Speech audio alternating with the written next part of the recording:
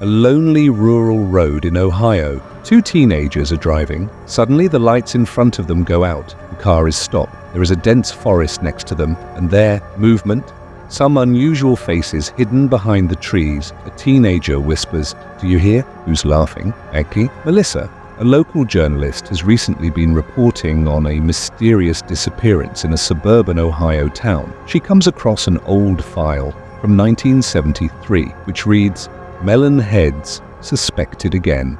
Melissa begins to investigate with folklore researchers. It turns out that a group of deformed children known as the Melon Heads were once confined to a mental hospital. They were subjected to inhumane experiments, and one night they escape, hiding in the woods forever. Melissa interviews some local youth who say, "We were crossing a road at night, and in the middle of the trees we saw a head, twice the size of a normal head. They were running, laughing at us." Another says, "Their eyes were as deep as darkness, cold, cold." Melissa finds the ruins of an old hospital.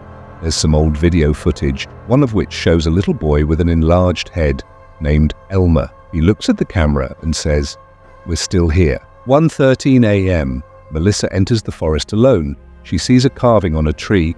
"We were children." Suddenly there's laughter, footsteps coming from behind. Her camera falls, just a foggy frame, and in the distance, a large head leaning forward, looking at the camera. Melissa's report was never filed, but an audio file was found on her drive, just children laughing, and at the very end, a whisper, "Don't come looking." The legend is primarily found in Ohio, Michigan, and Connecticut. Many believe it's a warning made up by locals not to go into the woods at night.